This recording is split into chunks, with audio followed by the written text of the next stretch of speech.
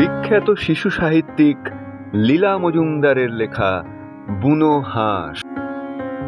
এখন যদি আকাশের দিকে চেয়ে দেখো, দেখতে পাবে দলে দলে বুনো হাঁস তীরের ফলার আকারে কেবলই উত্তর দিকে উড়ে চলেছে। কেউ এত উঁচুতে উড়ছে যে কোনো শব্দই নেই, কারো শুধু ডানার শোঁ শোঁ শব্দ শোনা যাচ্ছে। আবার কেউ বা বলছে গাঁক গাঁক গাঁক।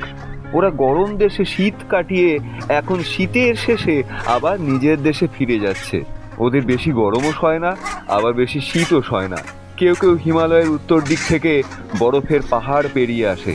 অনেকে নাকি ভারতের মাটি পার হয়ে সমুদ্রের ওপর দিয়ে উড়ে ছোট ছোট দ্বীপে গিয়ে নামে। সেখানে মানুষের বাস নেই, নিরাপদে তাদের শীত কাটে। পৃথিবীর দক্ষিণের আধখানায় আমাদের শীতের সময় গরম, আবার আমাদের গরমের সময় শীত। লাদাখের একটা বরফে ঢাকা নির্জন জায়গাতে আমাদের জওয়ানদের একটা ঘাঁটি ছিল। তখন শীতের শুরু। মাথার ওপর দিয়ে দলে দলে বুনো হাঁস দক্ষিণ দিকে উড়ে যেত। বাড়ির জন্য ওদের মন কেমন করত। চিঠিপত্র বিশেষ পৌঁছতো না, শুধু রেডিওতে যেটুকু খবর পেত। একদিন একটা বুনো হাঁস দল ছেড়ে নিচে পড়ে গেল। একটা ঝোপের ওপর নেমে থর থর করে কাঁপতে লাগলো। তারপর ওরা অবাক হয়ে দেখলো আর একটা বুনো হাঁসও নেমে এসে এটার চারদিকে উড়ে বেড়াচ্ছে।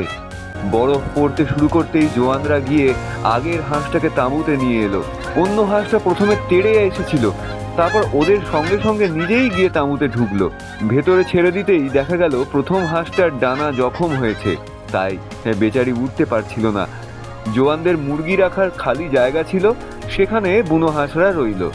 টিনের মাছ, তরকারি, ভুট্টা, ভাত, ফলের কুচি এই সব খেত। ওদের দেখাশোনা করা জওয়ানদের একটা আনন্দেরই কাজ হয়ে দাঁড়ালো। পরের হাঁসটা ইচ্ছে করলেই উড়ে চলে যেতে পারত, কিন্তু সঙ্গীকে ছেড়ে গেল না।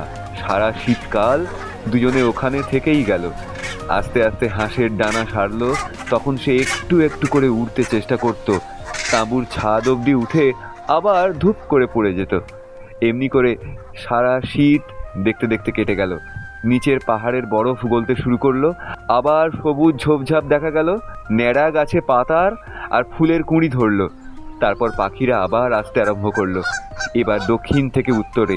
দেশে ফিরে ওরা বাসা বাঁধবে, বাচ্চা তুলবে।